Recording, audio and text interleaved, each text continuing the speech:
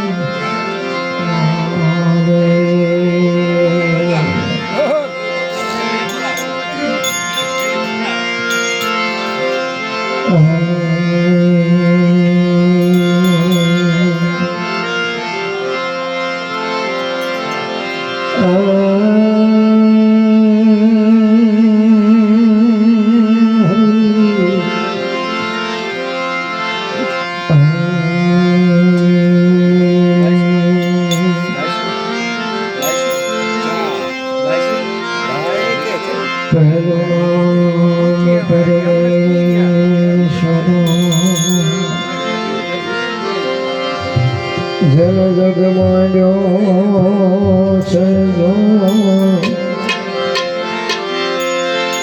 પહેલું નામ પરમેશ્વર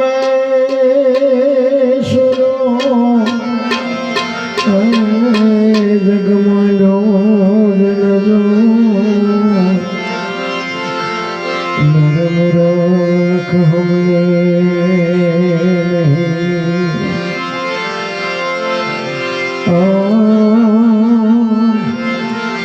મારો હરિ કરે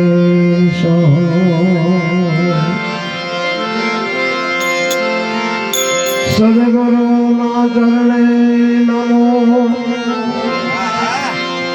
એ માંગુ પ્રેમ પ્રસાદ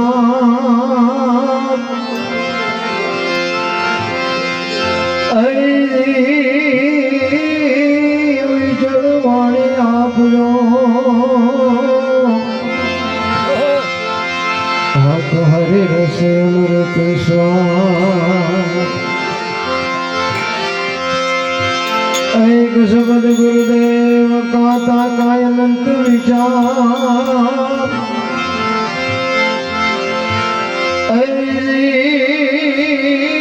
થકે મુનિ જન પંડિતા જન વેદન પાન થકે થકે મુનિ જન પંડિતા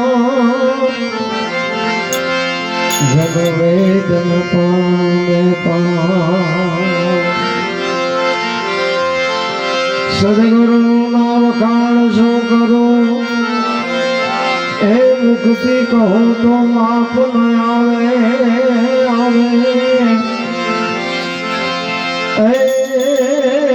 ઇન્દ્ર કુબેર જેનું પાર ન પાવે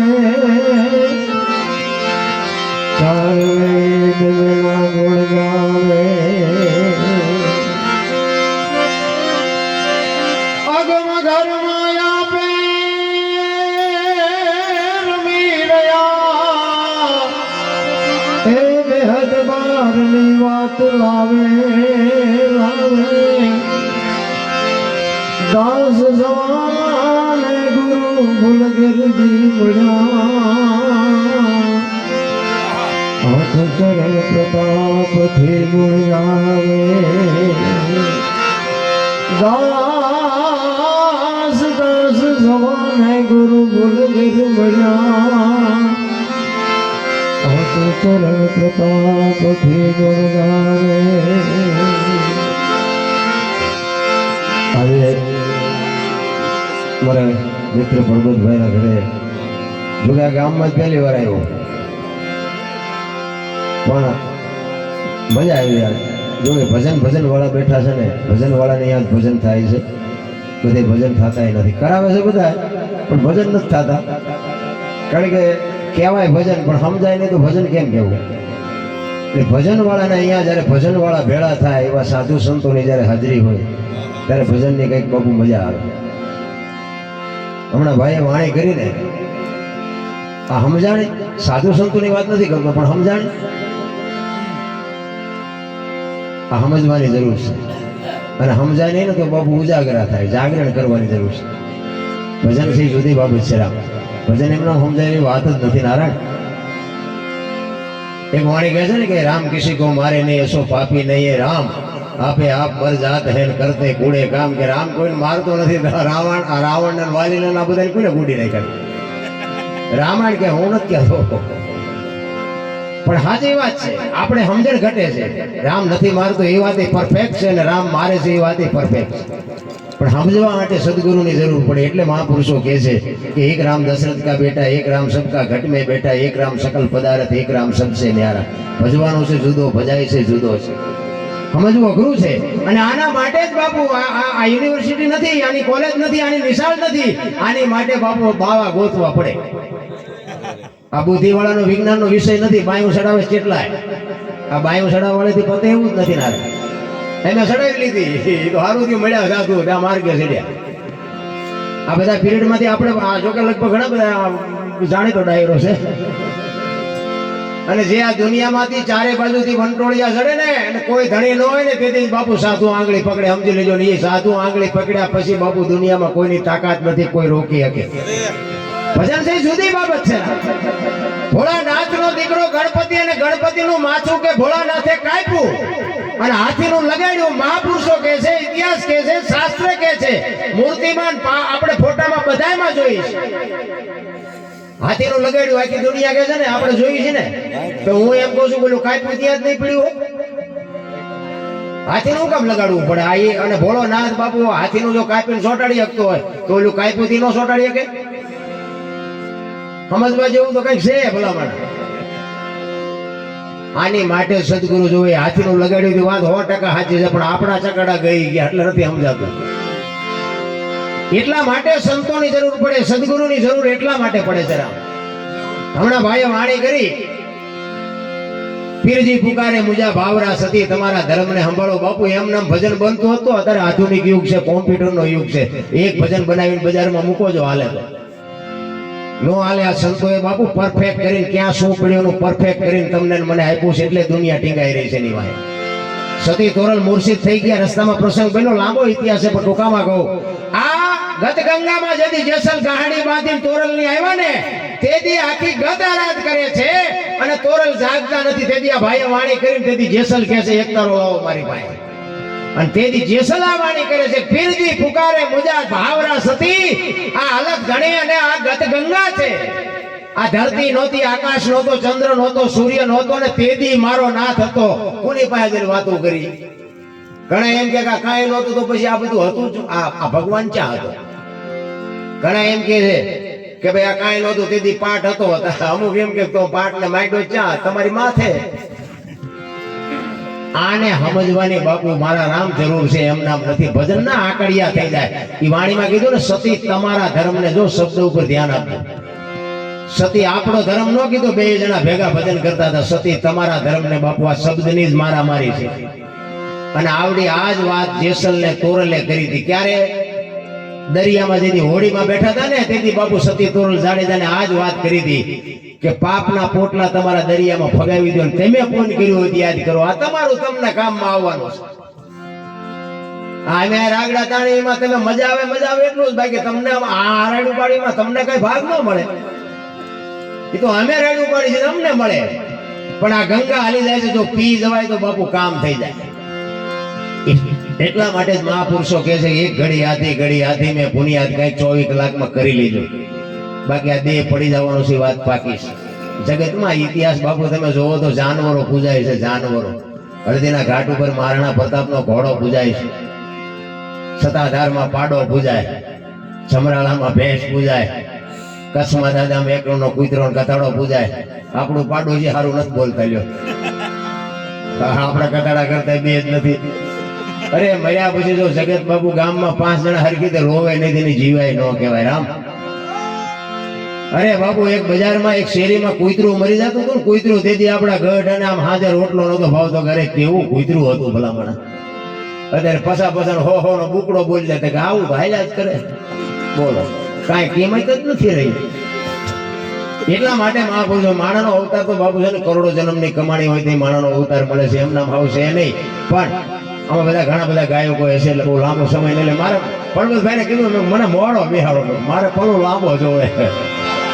એટલા માટે સંતો તમને મને કહે છે વાણી છે ને વાણી કઈક વાણીમાં ઉતરવાની જરૂર છે.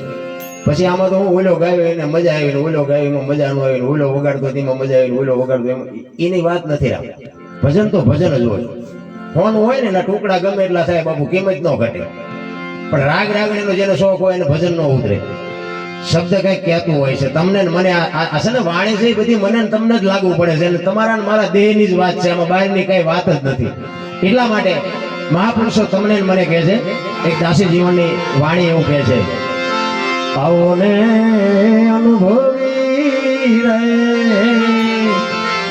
એ અનુભવ કરવા રે.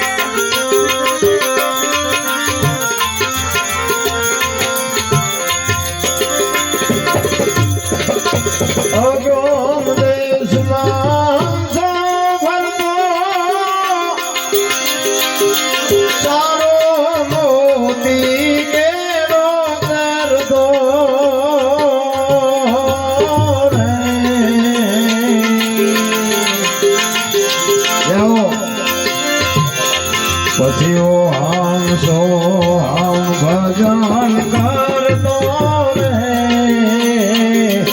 આમ સો ભજન કરતો રે અનુભવ કરવા રે. આવો ને અનુભવી રે અનુભવ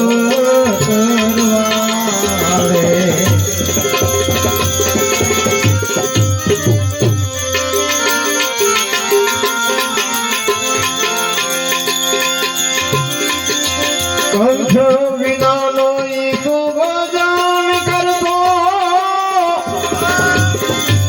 દ્વાર ખોલીને ભીતર જાતો રે. જાતા જાતા ગુમ થાતો રે જાતા જાતા જાતા એ ગુમ થાતો રે અનુભવ કરવા રે. આવો ને અનુભવી રે અનુભવ કરવા રે.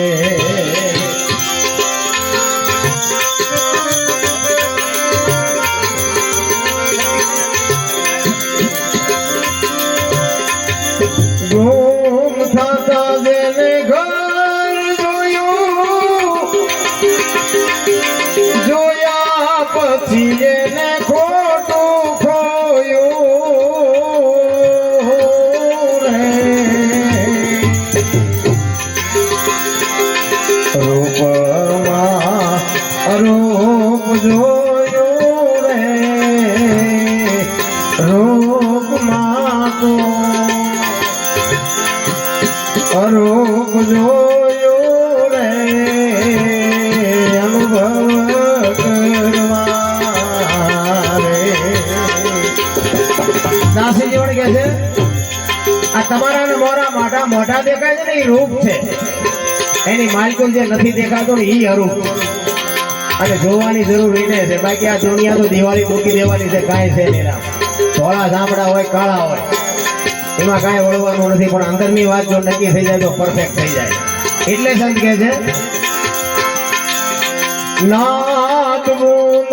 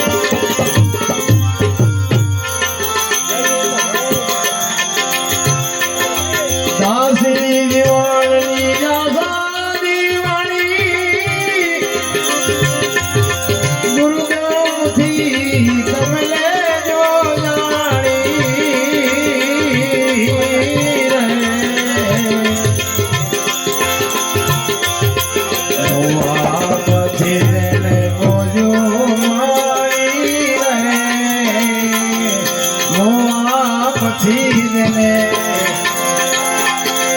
મોજું માણી રે અનુભવ કરવા આવો ને અનુભવી રે અનુભવ કરવા